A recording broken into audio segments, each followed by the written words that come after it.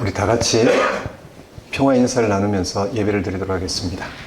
하나님의 평강이 예배드리는 모든 분들에게 가득하시길 바랍니다. 하나님의 평강이 우리 자신의 가득하시길 바랍니다. 그래서 돌아보시면서 하나님의 평강이 가득하시길 바랍니다.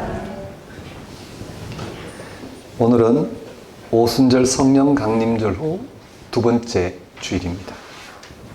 우리 기독교인들은 온 세상 사람들이 기뻐할 만한 좋은 소식, 즉 복음을 받아들인 사람들입니다.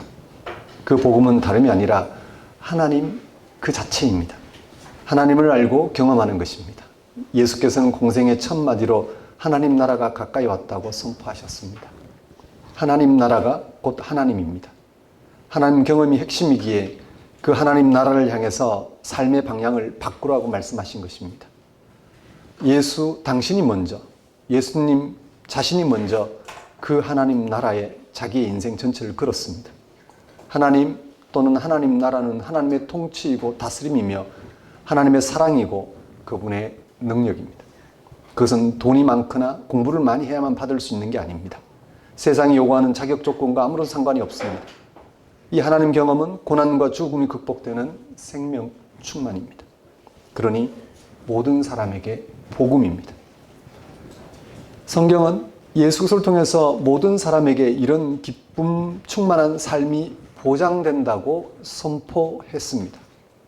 어떻게 하면 일상에서 우리가 하나님을 실질적으로 경험할 수 있을까요? 하나님 일상에서 어떻게 우리와 함께 하시는지를 마치 밭에 묻힌 보물을 찾는 보석상이나 잃어버린 드라크마를 찾는 어떤 여인처럼 치열하게 찾고 구하고 기도하면서 사는 게 최선입니다. 그게 깊어지면 하나님을 경험하는 시간이 늘어날 것입니다. 그런 과정을 통해서 세상을 보는 눈도 달라질 것입니다. 모든 삶에서 하나님 안에서 맛보는 생명 충만을 깨닫고 기뻐할 수 있습니다. 예배가 바로 그 시간입니다. 예수 그리스도를 통해서 살아계신 하나님이 우리와 어떻게 함께하고 계신지에 온통 관심을 두는 시간, 그 시간이 예배입니다. 다 같이 오순절 성령 강림절 후 두 번째 주일 예배를 성부와 성자와 성령의 이름으로 드리겠습니다.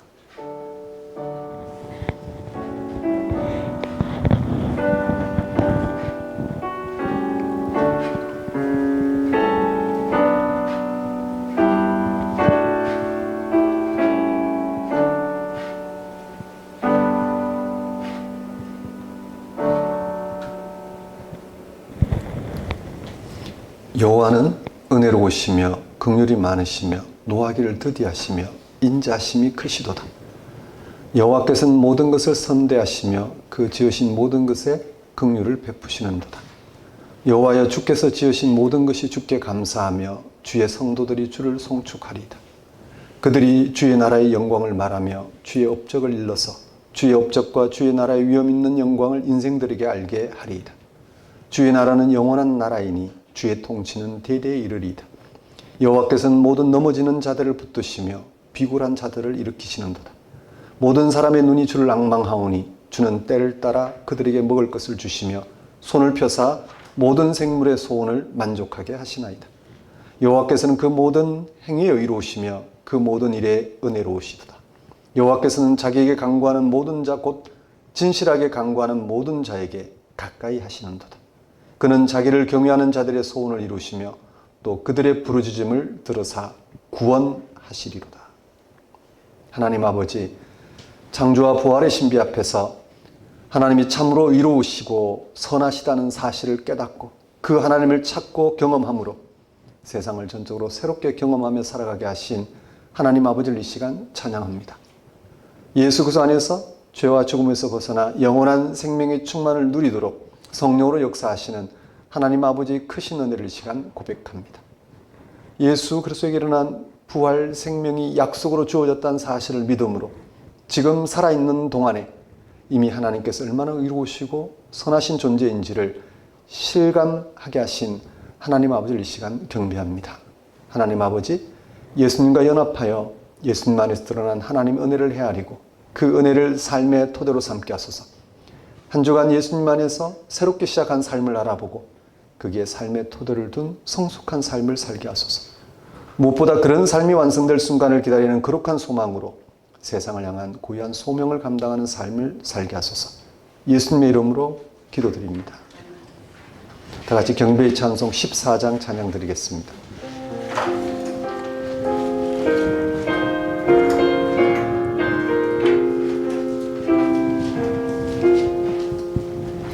주리 하나님 하늘에 계시니 온 천하 만민 주 앞에 찬송하네. 이 천지 만물도 주 앞에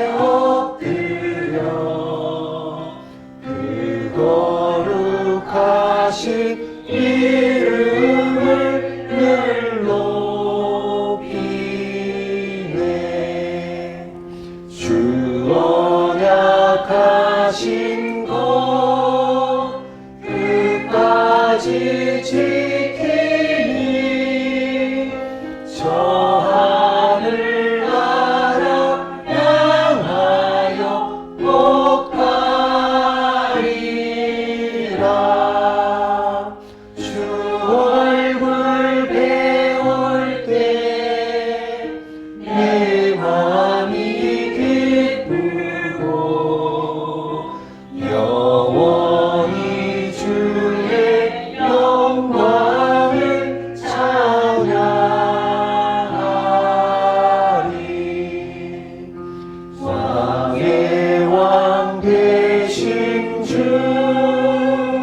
하늘에 계시니 이 세상 죄악 이기신 구주 예수. 저 천문 천사들 주 오위하고서 무성도 함께 영원히 늘 섬기네. 성삼위일체께 승리한 무리들 다 기쁜 소리 높여서 감사드려. 창조주 하나님 내 주님 되시니 주 앞에 나도 엎드려 경배하네.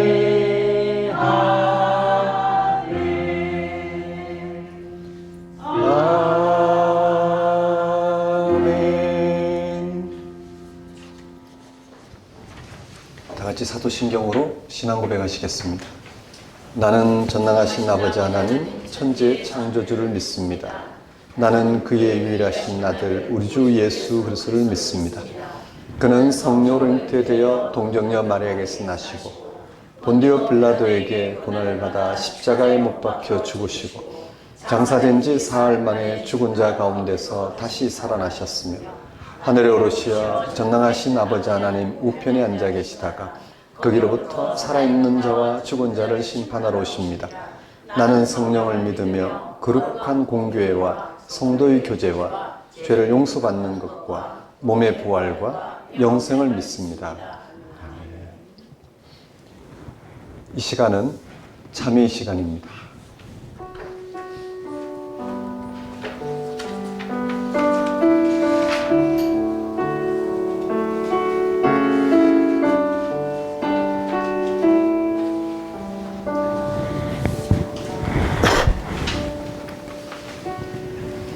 성경은 복음을 다음같이 증언합니다. 예수를 죽은 자 가운데서 살리신 이의 영이 너희 안에 거하시면, 그래서 예수를 죽은 자 가운데서 살리신 이가 너희 안에 거하시는 그의 영으로 말미암아 너희 죽을 몸도 살리시리라. 바울은 죽음의 운명에서 벗어나는 길을 새롭게 발견했습니다. 그것은 하나님의 영, 즉 그리스도의 영이 있어야 우리가 생명을 얻을 수 있다는 것입니다. 왜 그럴까요? 하나님의 영만이 생명의 능력이기 때문입니다. 바울의 이런 말을 이해하려면 살아있다는 것, 생명을 얻는다는 게 무슨 뜻인지를 실질적으로 이해해야 합니다. 지금 우리는 살아있습니다. 숨을 쉬고 무엇을 먹고 배설하고 생각하고 말을 합니다. 심장이 뛰고 뇌가 활동합니다. 그러나 곧 죽는다는 사실도 분명합니다. 우리들 중에 100년 후까지 살아있을 사람은 없을 것입니다. 우리의 생명은 시간에 절대적으로 예속되어 있다는 뜻입니다. 세상 사람이란 모르지만 하나님을 믿는 사람들은 생명을 시간이 예속되어 있는 생물학적인 현상만으로 생각하지 않습니다. 생명은 하나님의 절대적인 소유라고 생각합니다. 하나님만이 생명을 주기도 하고 거두어 드리기도 합니다. 생명은 하나님의 정권에 놓여 있습니다. 성경은 그런 관계를 토기장이와 토기로 비유합니다. 토기는 토기장이를 향해서 불평할 수 없습니다. 전권이 토기장이에게 있기 때문입니다. 이 사실에 근거해서 우리는 우리의 운명을 하나님의 손에 완전히 맡깁니다. 이것은 패배주의나 숙명주의가 아닙니다. 어머니 품에 안겨 있는 젖먹이 아이에게서 볼 수 있듯이 하나님을 향한 절대적인 신뢰입니다. 우리 기독교인들이 생각하고 바라는 생명은 죽은 자 가운데 살리심을 받은 예수님과 직결되어 있습니다. 우리의 하나님은 막연한 전능자 창조주가 아니라 구체적으로 예수를 죽은 자 가운데 살리신 분이라는 뜻입니다. 바로 그 하나님만 우리에게 생명을 줄 수 있습니다. 우리가 얻게 될 부활 생명은 지금 잘 먹고 잘 사는 차원에 머물지 않습니다. 잘 먹고 잘 사는 모든 것은 아무리 화려해도 결국 죽음에 이를 뿐입니다. 하나님은 우리를 거기에서 살리십니다. 즉 부활입니다. 부활의 능력이신 하나님이 당신의 영으로 우리의 죽을 몸도 살린다고 했습니다. 우리가 구원받는다는 것은 이런 일을 행하신, 또 앞으로 행하실, 그리고 지금 또 비밀한 방식으로 우리에게 행하시는 하나님의 영이 우리 안에 계신다는 의미입니다. 하나님의 영이, 즉 그리스도의 영이 우리 안에 계시다는 사실을 어떻게 알 수 있을까요? 지금 우리 안에 하나님의 영이 계실까요? 하나님께서 예수를 죽은 자 가운데 살리셨다는 사실을 분명하게 인식하고 믿고 거기에 자신의 운명을 맡길 수 있다면 그래서 영이 우리 안에 계신 것입니다. 사랑하는 성도 여러분, 우리 인생살이의 모든 수고와 노력이 죽음의 길인지 모릅니다. 지금도 너무 많은 것에 정신이 흐려져서 눈치채지 못하고 있을 뿐이지 죽음의 그림자가 우리를 덮치고 있는 건 아닐는지. 예수님을 죽은 자 가운데 살리신 하나님의 영만이 우리를, 우리의 몸까지 살린다는 이 바울의 증언을 우리는 진리라고 믿습니다. 한 주간의 삶을 돌아보십시오. 지금 죽음이 우리를 덮치고 있다는 사실을 실감하셨는지요? 우리가 행하고 있는 일, 우리가 바라고 있는 일, 우리가 생각하고 전전긍긍하는 일, 이 모든 일, 모든 순간에 죽음이 압도하고 있다는 사실을 눈치채셨는지. 우리는 죽음이 압도하고 있는 우리 세상살이, 우리 인생 한가운데에서 예수를 통해서 그 죽음의 세력을 몰아내고 거기로부터 우리를 건지시는 하나님의 구원 사건을 경험하였습니다. 하나님의 영이, 예수를 죽은 자 가운데 살리신 하나님의 영이 죽음이 압도한 인생살이에서 우리를 건져내고 계십니다. 여러분, 그걸 맛보고 살아야 되지 않겠습니까? 하나님의 영에 의해 죽을 우리 몸이 죽음을 극복된 생명을 덧입는다는 사실을 실감할 수 있어야 되지 않겠습니까? 그래야지 우리는 밥맛도 나고, 그래야지 우리는 편안히 잘 수 있고, 그래야지 우리는 세상살이에서 웃을 수 있지 않겠습니까? 좀 그럴 수 있었으면 좋겠습니다. 이 시간 예수를 죽은 자 가운데 살리신 영이 죽음에 압도당해 내가 죽어갖고 있다는 사실, 죽음이 우리를 삼키고 있다는 사실을 알아보지 못하고 살아가는 우리 인생살이에 하나님의 우리를 살리심으로 그런 압도하고 있는 죽음에서 벗어나는 이 생명을 가지고 하루하루를 살아갈 수 있도록 하나님께 회개와 간구를 드리도록 하십시다.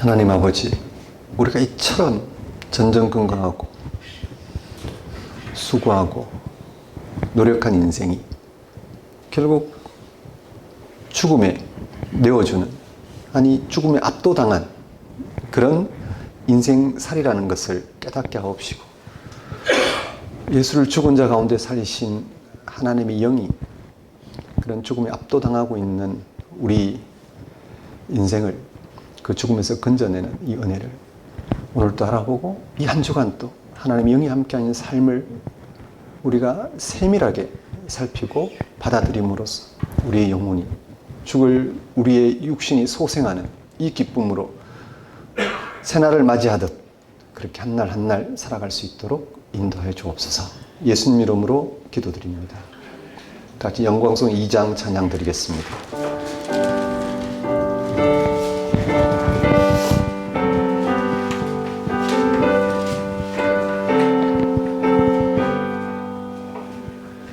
찬양 성부 성자 성령 성삼위일체께 영원 무궁하기까지 영광을 돌리세. 영광을 돌리세. 아멘.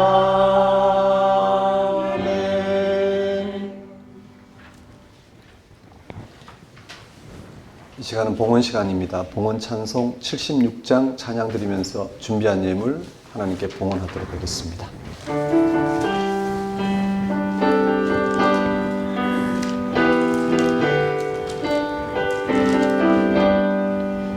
창조의 주 아버지께 감사 찬송 드립니다. 부름받은 자녀들이 주의 전에 함께 모여 찬송하고 기도하며 몸과 마음 모두어서 주께 예배 드리오니 아버지여 받으소서. 은혜의 주 구세주여 용서하여 주옵소서. 허물 많은 죄인들이 주님 앞에 회개하니 거듭나게 해주시고 말씀으로 성장하여 서로 사랑하여 하나 되게 하옵소서. 능력의 주 성령이여 새 마음을 주옵소서. 구원받은 성도들이 주의 성령 충만하여 분부하신 주의 복을 땅끝까지 전파하여 하늘나라 세우도록 능력으로 이끄소서.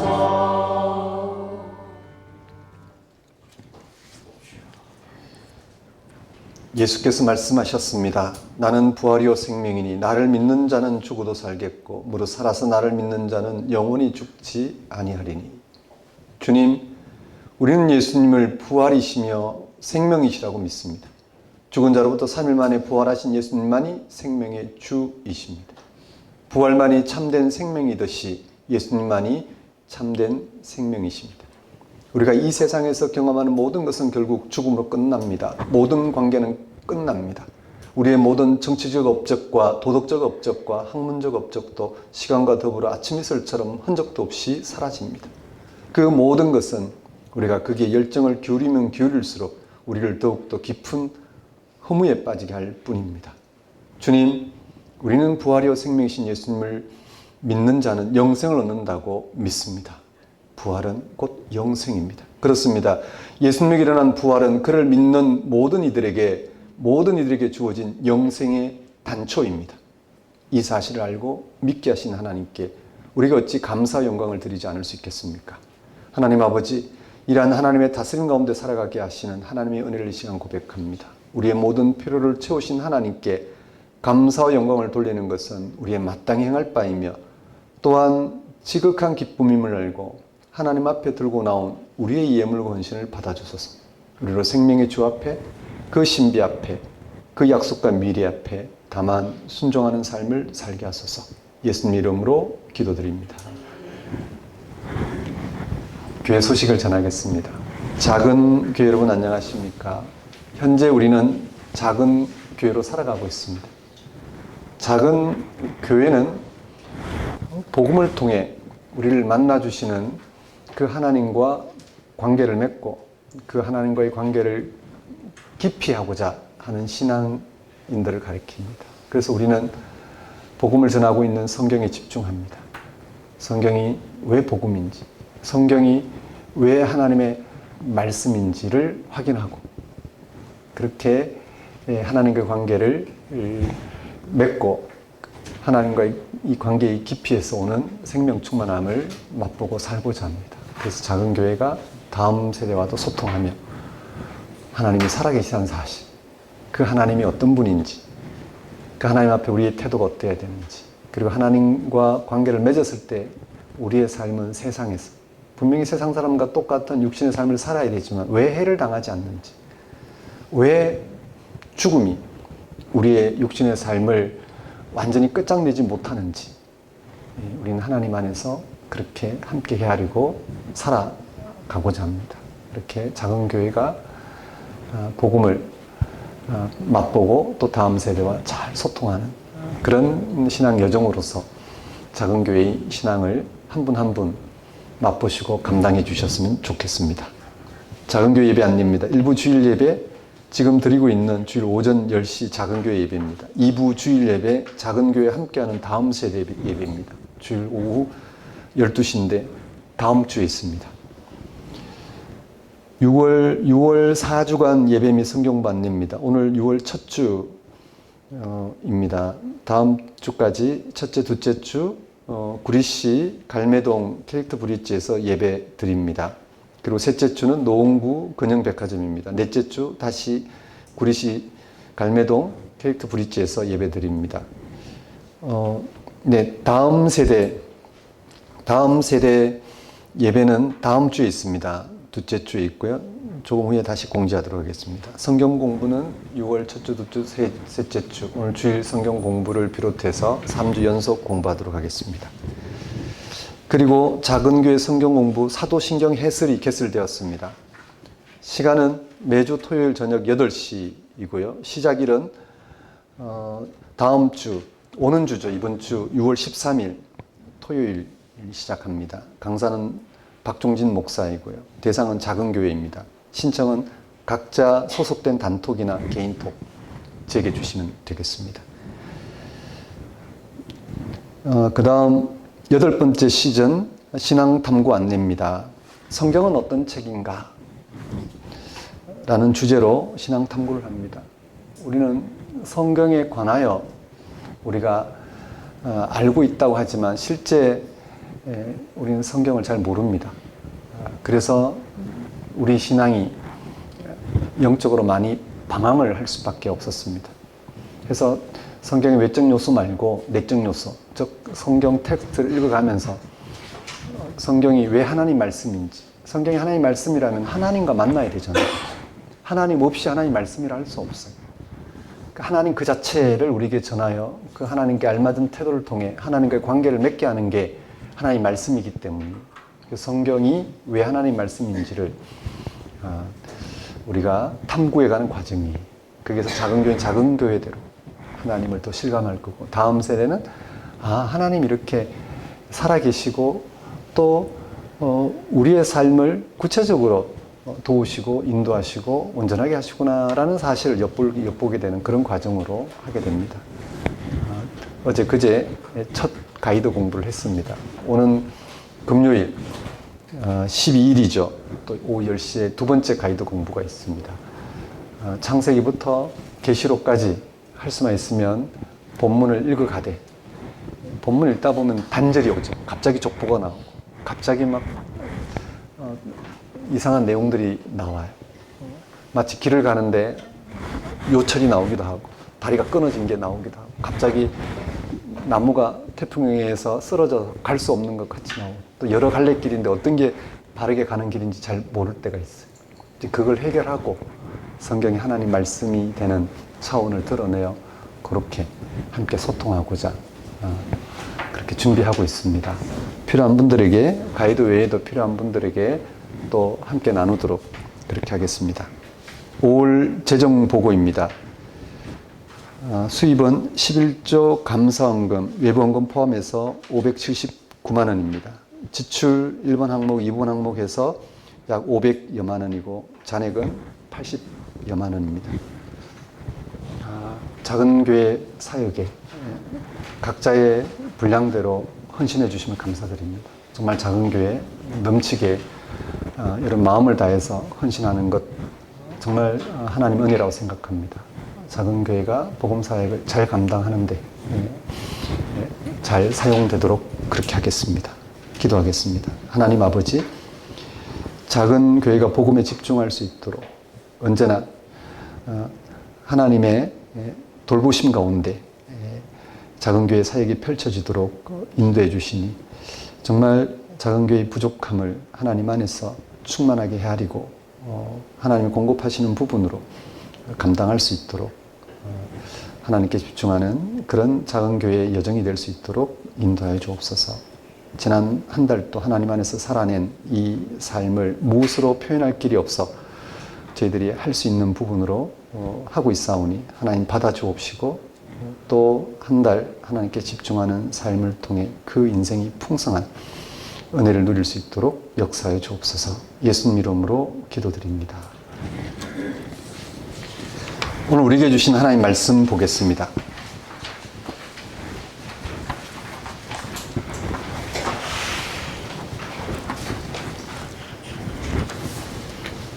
오늘 우리에게 주신 하나님 말씀은 로마서 12장 1절에서 2절까지 말씀입니다.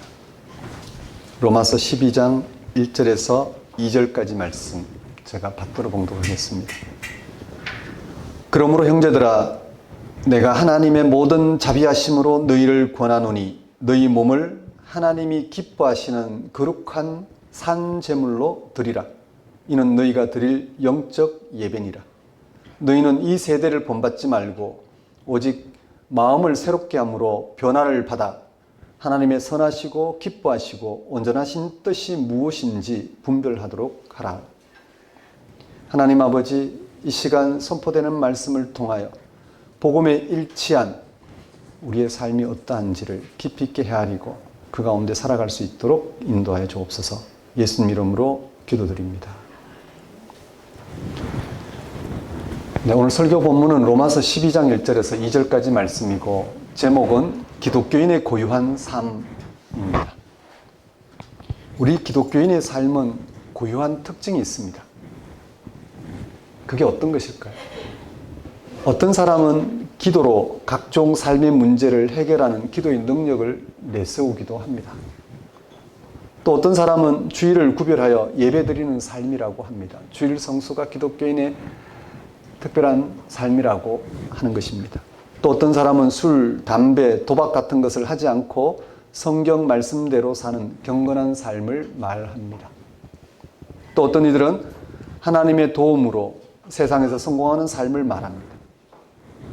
사랑, 희락, 화평, 오래 참음, 자유, 양선, 충성, 온유, 절제와 같은 성령의 9가지 열매를 맺는 것이라고 주장하는 사람도 있습니다. 다 좋습니다. 그러나 이런 것은 기독교인만의 삶의 특징이라 보기는 어렵습니다. 다른 종교나 세상에서도 행하거나 가르치고 있는 내용들입니다. 기독교인은 예수 그리스도를 믿음으로 구원을 받은 사람들입니다. 그런 기독교인의 삶은 구원이 핵심입니다. 예수 그리스도는 모든 인류를 향해 구원을 베푸셨습니다. 그 구원은 죽음에서 건지시는 하나님의 생명을 얻는 것입니다. 지금까지 인류의 삶은 죽음 앞에서 다 내려놓을 수밖에 없는 세상의 일이나 가치를 위한 것이었습니다.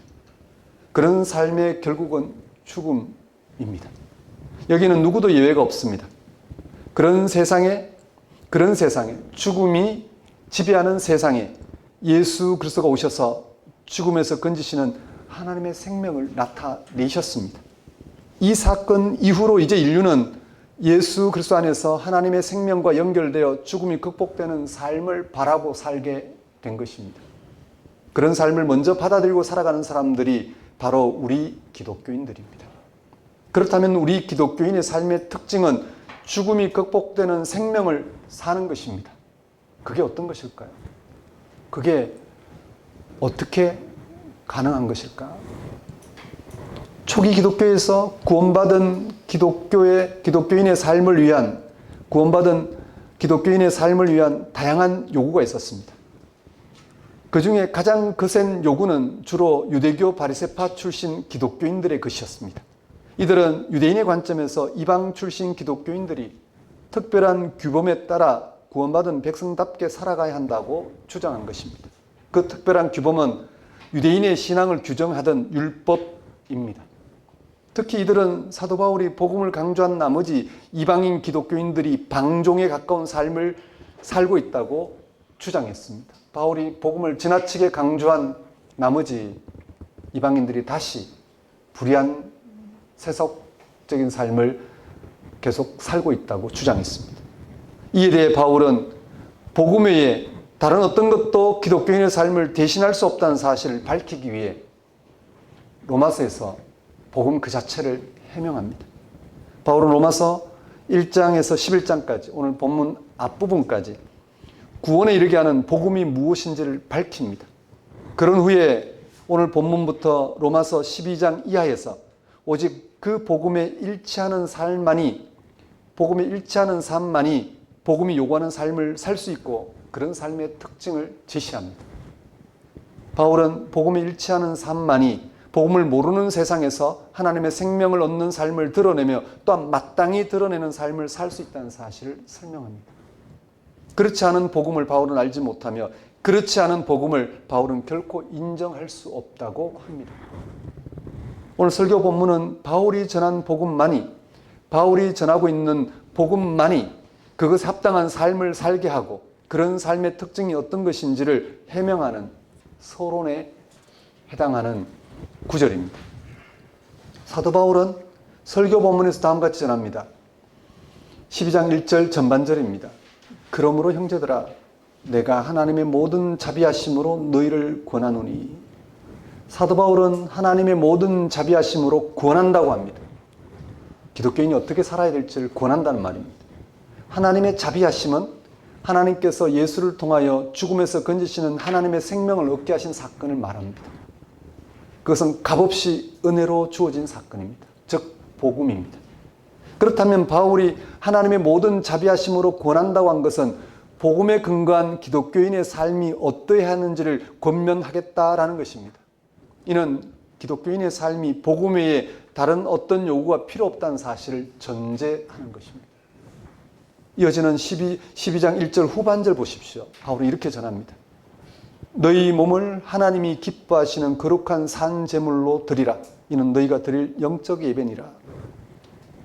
바울의 권면은 몸을 하나님이 기뻐하시는 거룩한 산 제물로 드리라입니다. 여기서 몸은 우리 인생 전체를 가리킵니다.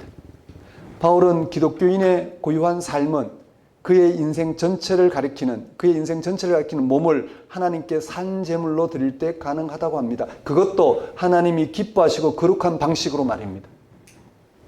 자기 열심이 아니란 말씀입니다. 하나님이 기뻐하시는 거룩한 방식은 하나님이 허락한 방식을 가리킵니다. 그게 뭘까요? 그것은 앞에서 언급한 복음에 일치하는 것입니다. 복음을 통하여입니다. 바울은 그것이 그것이 영적 예배라고 합니다. 영적 예배는 이성적 또는 합당한 예배로 번역될 수 있습니다. 즉 이성적 또는 합당한 예배는 올바른 예배를 강조하는 것으로 하나님이 허락한 방식으로 하나님께 나아가고자 하는 것입니다. 하나님 허락한 걸 알아보고 그게 합당하게 하나님께 나아가고자 하는 것, 그게 영적인 예배입니다. 이성적이고 합당한 예배입니다. 그럴 때만이 하나님께 받아들여지는 걸 말합니다. 그래야 하나님과 연결되어 하나님의 생명을 얻게 됩니다.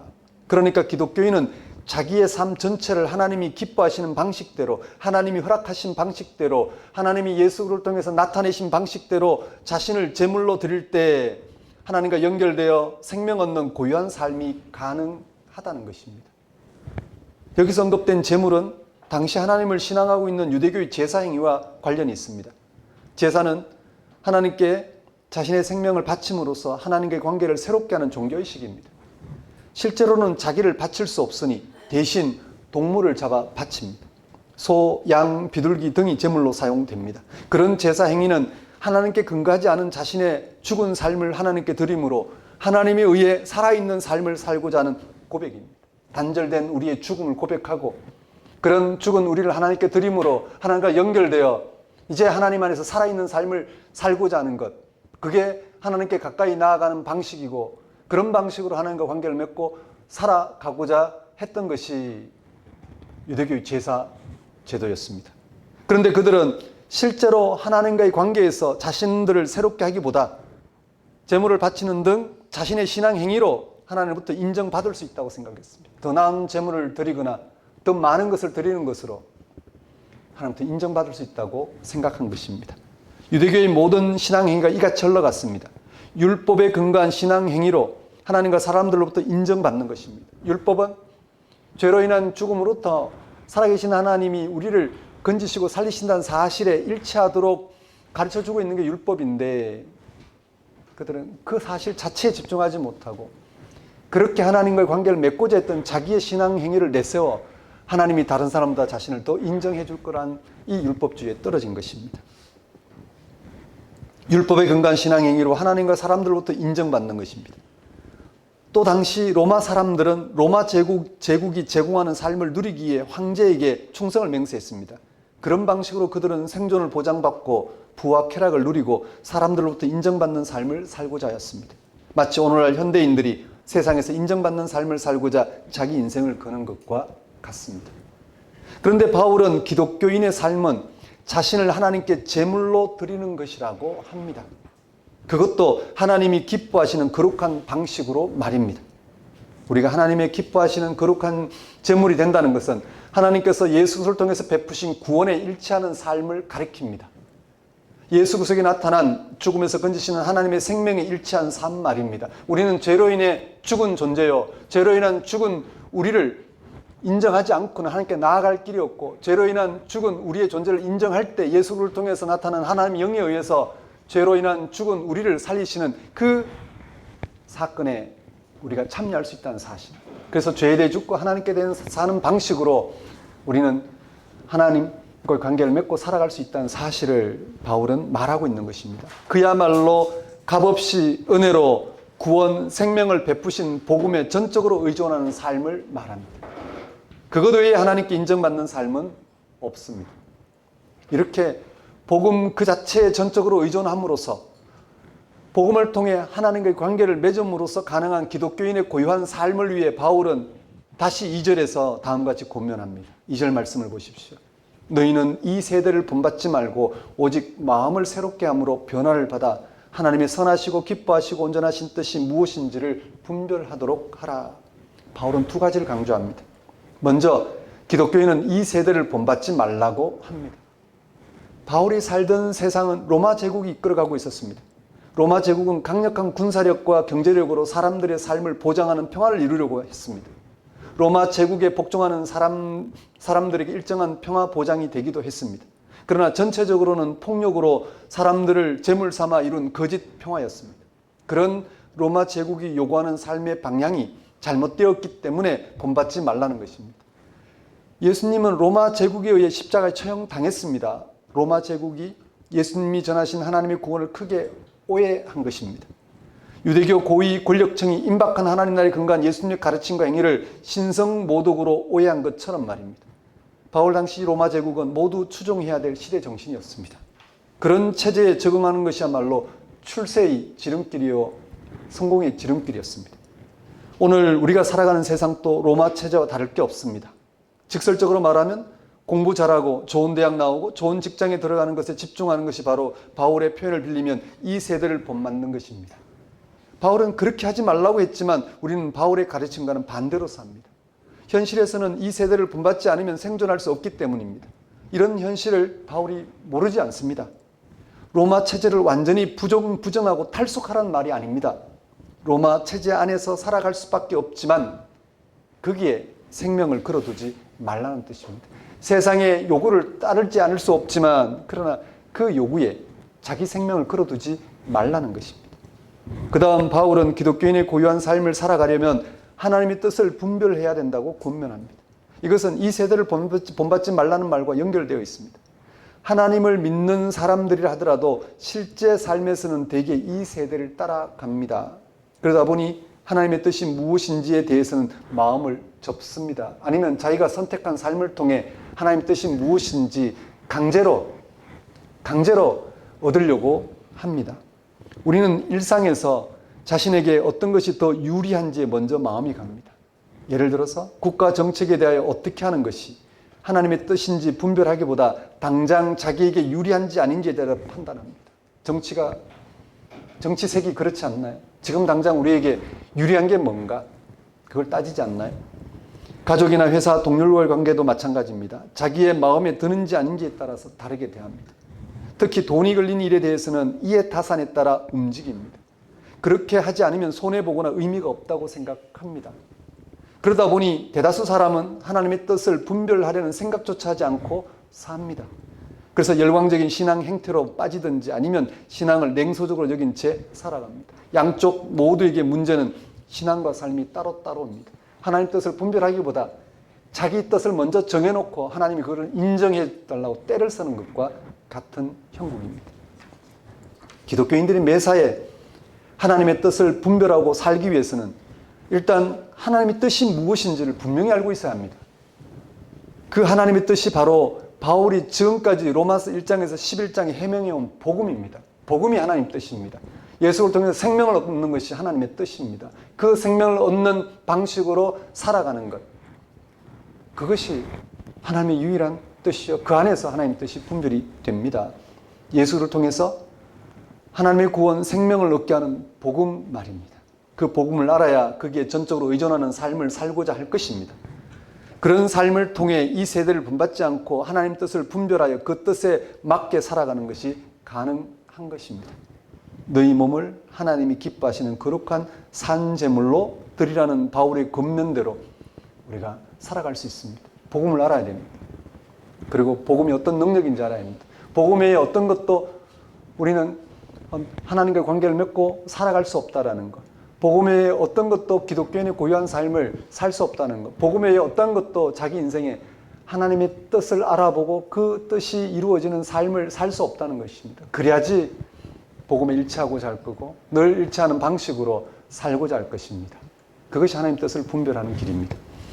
우리는 기독교인의 고유한 삶을 살게 하는 복음을 얼마나 분명히 알고 있을까요? 우리는 우리의 삶 전체가 하나님과 연결되어 생명 얻는 삶을 살게 하는 복음을 날마다 간절한 마음으로 듣고 바랄 만큼 잘 알고 있을까요? 복음이 인생의 해답이구나. 복음이 아니면 내 인생은 쫄딱 망했구나. 정말 복음 안에서 내 인생은 꽃을 피고 있구나. 할 만큼 그 복음을 알고 있을까요? 비상적으로 알고 있는 건 말고요. 실제 말입니다.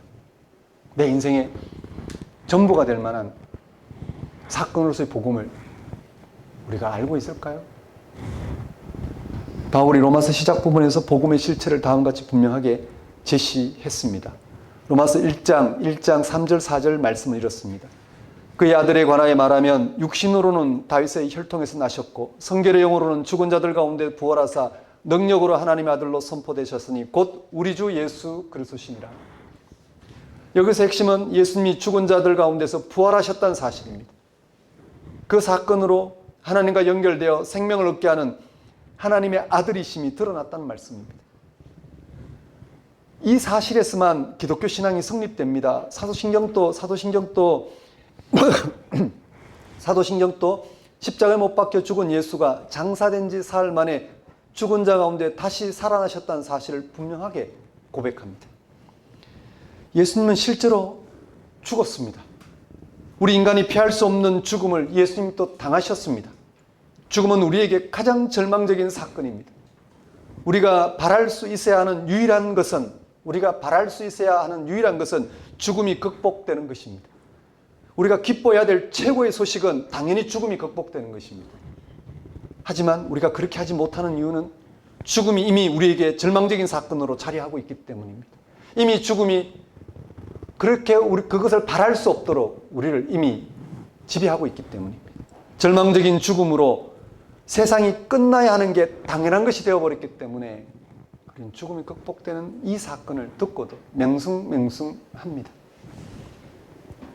그런데 예수님은 죽은 자 가운데서 부활하셨습니다. 죽음을 극복하고 살아나셨습니다. 이 소식은 죽음이라는 절망적 운명 가운데 살아가는 우리에게 가장 기쁜 것입니다. 바울의 표현대로 예수 그리스도는 죽은 자들 가운데 부활하사 능력으로 하나님 아들로 선포되셨습니다. 예수 그리스도가 하나님 아들이라는 표현은 예수님을 통하여 그에게 일어난 것과 동일한 것을 우리가 경험할 수 있기 때문입니다. 이제 예수님을 통해서 우리는 죽음이 극복되는 생명을 얻을 수 있게 되었습니다. 왜냐하면 예수님은 하나님 아들이 되셨기 때문에. 하나님 예수를 죽은 자 가운데 살리심으로써 죽음이 극복되는 생명을 우리에게 주셨습니다. 우리는 예수님을 통해서 죽음 아래 있는 우리가 거기서 벗어나고자 한다면 죽음이 극복되는 생명을 얻을 수 있게 하셨습니다. 이것보다 더 큰 복음은 없습니다. 우리 인생살에 이것보다 더 큰 기쁨은 없습니다. 우리가 바랄 만한 최고의 것을 우리는 바랄 수 있게 되었기 때문입니다. 초기 기독교인들에게 예수 그리스도가 일어난 죽은 자로부터의 부활은 그 어느 것과 비교할 수 없는 절대적인 복음이었습니다. 그래서 그들은 당시 사람들이 사용하던 복음이라는 단어를 오직 예수님에게만 붙였습니다. 예수가 복음이다. 예수를 통해서만 생명을 얻을 수 있다고 믿었기 때문입니다. 예수님에게 일어난 사건이 복음인 이유는 다음 같은 사실에서 더 분명해집니다. 예수님의 부활에 참여하는데 어떤 조건이 붙지 않기 때문입니다. 어떤 것도 요구하지 않기 때문입니다. 당시 유대교는 하나님께 인정받기 위해 어떤 조건을 제시합니다. 여러분이 잘 알고 있는 율법이 그것입니다. 율법을 지키고 다른 사람보다 더 신앙 업적이 많을수록 하나님께 인정받을 수 있는 사람이 됩니다. 가령 안식일, 구제, 음식 규정, 기도 시간 등을 지키는 것입니다. 바울이 말하는 복음에는 그런 조건이 없습니다. 아무런 조건이 없습니다. 예수를 믿기만 하면 됩니다. 기독교가 말하는 복음은 예수님에게 일어난 하나님의 생명을 알아보고 받아들이기만 하면 됩니다. 우리의 노력이나 행위나 업적, 다른 사람과 비교할 필요도 없습니다. 그러면 거기로부터 하나님의 생명에 근거한 합당한 삶이 펼쳐집니다. 개인의 그 어떤 업적과 능력이 필요한 게 아닙니다. 하나님의 생명 경험 그 자체가 그 생명 안에서 살아가도록 불러주고 인도하는 업적이요, 능력입니다. 예수를 통해서 하나님이 우리를 죽음에서 건진다는 사실을 알아보는 거기에서 하나님의 능력에 휩쓸려 그 사건에 일치하여 살아가게 된다는 말씀입니다. 그래서 복음입니다. 바울은 그 복음에 대한 그의 태도를 로마서 1장 16절에서 이렇게 말한 적이 있습니다. 내가 복음을 부끄러워하지 아니하노니 이 복음은 모든 믿는 자에게 구원을 주시는 하나님의 능력이 됨이라. 복음은 하나님의 능력입니다. 복음은 복음을 받아들이는 사람에게 그 복음이 가리키는 예수에게 일어난 하나님의 생명을 경험하고 그 가운데 살아가게 하는 하나님의 능력입니다. 바울은 이러한 복음을 로마서 1장에서 11장까지 하나님의 의라는 용어로 해명해 갑니다. 죄와 죽음에 처한 세상을 새롭게 하신 하나님의 구원 행위를 하나님의 의라고 합니다. 이러한 하나님의 의가 죽은 자 가운데 부활하신 예수님에게 나타났습니다. 하나님이 부활하신 예수님을 통하여 세상이 죄와 죽음에서 건진받게 한 사건이 하나님의 의입니다. 하나님과 올바른 관계, 그 관계 안에서 생명 얻게 한 사건이 하나님의 의입니다. 우리에게 어떤 것도 요구하지 않고 예수를 통해서 죄와 죽음에서 건지시는 하나님의 의를 나타내시고 그걸 알아보고 받아들임으로써 그 의가 이루어지는 삶을 살 수 있게 하셨습니다. 그게 하나님의 의입니다. 이 하나님의 의의 사건 앞에서 우리가 할 수 있는 일은 무엇일까? 단 한 가지밖에 없습니다. 그것을 알아보고 받아들이는 믿음입니다.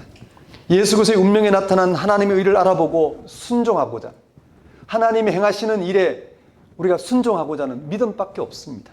우리는 믿음으로 하나님의 의에 참여합니다. 믿음으로 우리는 의롭다 인정받습니다. 믿음으로 도저히 불가능할 것 같은 죄에서 벗어나 죽음이 극복되는 생명을 얻고 실감하고 바라고 소망하며 나누며 살아갈 수 있습니다. 우리 스스로 의로워지려는 노력 없이 그냥 믿기만 하면 의로워진다니, 즉 구원에 이르게 된다니 조금 이상하게 생각될 수도 있습니다. 뭔가 자기 희생적으로 의로운 일을, 구원과 생명을 얻을 만한 일을 많이 한 사람들 앞에 시시해 보일 수도 있고 부끄러울 수도 있습니다. 그러나 실제로는 전혀 그렇지 않습니다. 바울은 그 복음을 부끄러워하지 않는다고 했습니다. 왜냐하면 바울은 복음에 나타난 하나님의 의를 경험했기 때문입니다. 그것을 믿는 자에게 죄와 죽음에서 건진받고 의와 생명의 근거에 살아가게 한 능력이 은총으로 주어지는 것을 경험했기 때문에, 그렇게도 하나님 마음에 들기 위해서 살아왔는데 예수 그리스도를 만났더니 그게 다 부질없더라는 것입니다. 하나님은 원래부터 우리와 관계를 맺으시고, 하나님은 원래부터 하나님의 능력으로 우리를 살리시는, 우리를 구원하시고자 하는 분이시다는 사실을 그는 예수를 만났을 때 비로소 알게 됐습니다. 그리고 자기의 일을 내려놓고 그 하나님의 의에 전적으로 항복을 했습니다. 그게 부끄럽지 않다는 것입니다. 그 안에서 그는 하나님의 의에 일치하여 살아가는, 하나님의 의에 일치해 살아가는, 즉 빛을 봤으니 빛 가운데 살아가는 삶이 그 빛에 의해서 가능하다라는 표현을 한 것입니다. 복음을 경험한 바울은 즉 예수 그리스도를 통해 하나님의 의를 경험했더니 그 의에 의해 의롭다 인정받는 삶을 살게 되는 그 복음을 경험한 바울은 로마서 16장 전체를 통해서 그 복음 한 가지를 전합니다. 복음의 능력을 전합니다. 복음을 알아본 사람에게 그 복음이 실질적으로 이루어지게 하는 능력이 되더라. 복음을 알아본 이에게 그 복음에 일차여 살아가게 하는 능력이 되더라는 사실을 로마서 16장 전체를 통해서 해명하고 있습니다. 복음을 경험한 바울은 로마서 전체 16장을 통해서 복음의 능력을 변증하고 있습니다. 이는 당연한 것입니다. 예수 그리스도를 통해서 죽음을 극복하는 생명을 경험한 바울은 복음의 능력을 절절하게 변증하지 않을 수 없었을 것입니다. 당연합니다. 오늘 우리도 마찬가지입니다. 복음을 경험하면 이 복음이 왜곡되고 오해되는 것을 견딜 수 없습니다. 이 복음에 일치하여 그 복음의 능력으로 살아가는 것, 그 한 가지를 강조할 수밖에 없습니다. 바울은 일관되게 복음에 나타나는 하나님의 의는 하나님만이 행할 수 있는 능력으로서 오직 믿음으로만 가능한 의라는 사실을 분명히 합니다. 즉 믿음으로 의롭게 된다는 것입니다. 그것이 복음입니다. 이 복음은 믿음으로 말미암아 구원을 주시는 하나님의 능력이라고 말입니다. 그러니까 예수 그리스도에 나타난 하나님의 의를 아는 것이 우리로 하여금 의롭게 살아가게 하는 능력이 된다는 사실을 분명하게 전했습니다. 그렇지 않겠습니까? 예수 그리스도에 나타난 하나님의 의를 경험함으로 죽음으로부터 자유롭게 된 것은 지금의 삶을 자기 마음대로 처리하면서 살아가도록 내버려 두는 것이 아닙니다. 그것은 죽음이 극복되는 생명 가운데 살아가게 하는 생명의 능력이 됩니다. 예수 그리스도에 나타난 하나님의 의를 경험함으로 죄로부터 자유롭게 된 것은 마음대로 살면서 죄 짓는 방식으로 살아가도록 내버려 두는 것이 아닙니다. 오히려 죄된 현실을 알아보고 거기서 벗어나 하나님의 의에 근거하여 살아가도록 불러주시는 의의 사건이 됩니다. 믿음에 근거한 하나님의 의의 경험으로 율법으로부터 자유롭게 된 것은 율법을 지키지 않고 자기 욕심에 따라 마음대로 살아가도록 내버려 두는 것이 아닙니다. 오히려 하나님의 의에 근거하여 의롭다 인정받는 삶을 살아가게 합니다. 예수 그리스도를 믿음으로 의롭다 인정받은 사람은 성령의 능력으로 더 이상 죄와 죽음에 머물지 않고 하나님의 의와 생명 가운데 살아가게 됩니다.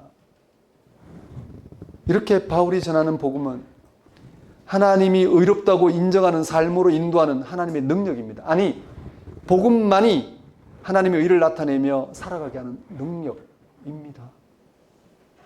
이 복음을 여러분 잘 알고 계신지요? 그냥 문의로만 알고 있는 건 아닌지요? 여러분이 이 복음에 일치하여 살아가게 할 만큼 이 복음을 알고 계신지요? 복음을 아는 것은 능력이 됩니다. 이 복음을 아는 것은 실제 죄와 죽음에서 벗어나 하나님의 생명을 얻게 하는 그런 방식으로 살아가게 하는 능력이 됩니다. 그런 복음을 여러분은 생생하게 듣고 알고 맛보고 말하고 계신지요? 사랑하는 성도 여러분, 복음에는 인류 역사의 운명을 전적으로 새롭게 하는 하나님의 의가 현재적으로 나타났습니다. 하나님의 의는 예수를 통하여 죽음에서 건지시는 하나님의 생명이 나타난 사건입니다. 그 사실을 알아보고 그게 일치하는 사람은 그 의 안에서 살아가는 은총이 주어집니다. 죽음에서 건지시는 하나님의 생명을 얻는 삶을 살 것입니다. 그렇습니다. 기독교인의 고유한 삶은 예수 그리스도에게 나타난 하나님의 의, 죽음에서 건지시는 하나님의 생명에 전적으로 의존함으로써 하나님의 의와 생명을 맛보고 드러내고 사는 것입니다. 이 한 주간 또 복음에 일치하여 기독교인의 고유한 삶을 살아가시는 그런 한 주가 되셨으면 좋겠습니다. 기도하겠습니다. 하나님 아버지, 복음을 알고 그 복음에 일치하는 것이 그 복음의 능력을 맛보고 살아가는 길이라는 사실을 가슴 깊이 새기게 하옵소서. 예수 그리스도에게 하나님 의가 나타났고 그 의는 하나님의 고유한 능력으로 죄로 인한 죽음에 처한 우리를 살리시는 그런 사건이라는 것을 알고 그 안에 살아가고자 했을 때 바로 죄와 죽음에서 건짐받는 그런 삶을 살게 되는 것, 그것이 복음이라는 사실을 가슴 깊이 새기고 그 복음을 충분히 알아볼 수 있도록, 그래서 복음의 일치함으로 복음의 능력을 맛봄으로써 하나님이 세상을 이렇게 구원하셨다는 사실을 온 세상에 전하며 살아갈 수 있도록 인도하여 주옵소서. 예수님 이름으로 기도드립니다. 다 같이 일어나셔서 결단의 찬송 436장 찬양 드리겠습니다.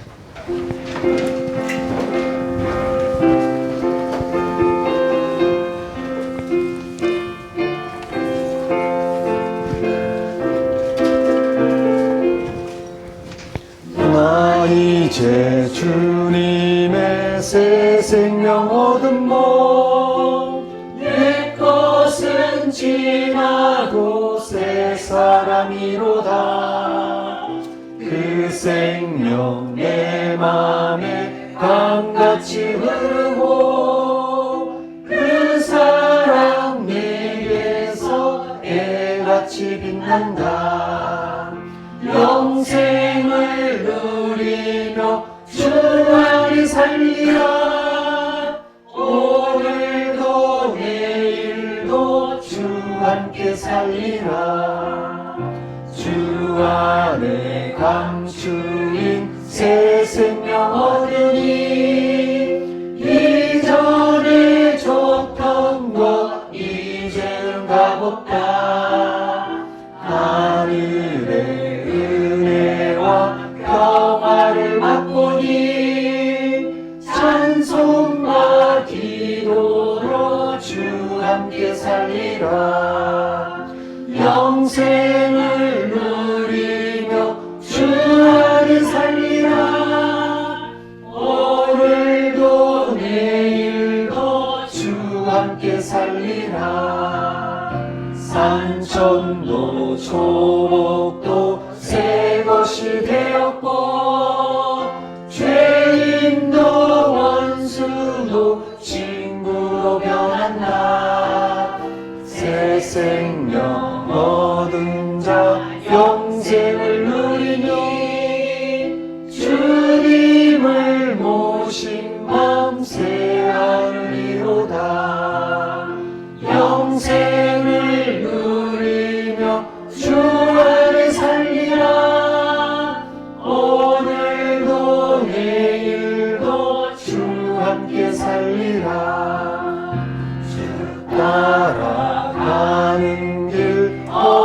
가고 멀어도 찬송을 부르며 뒤따라가리라.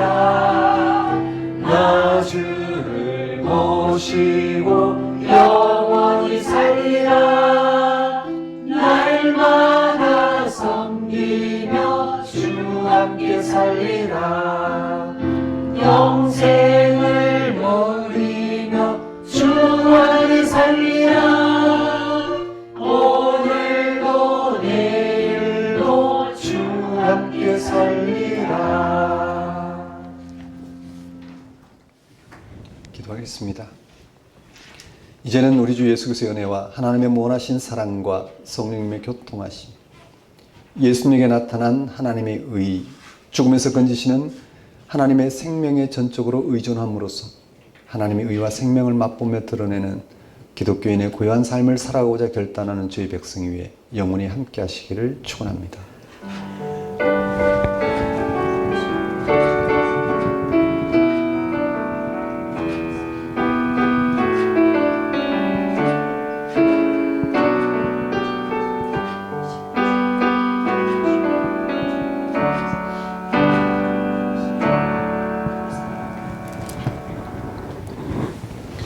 예배를 마치겠습니다.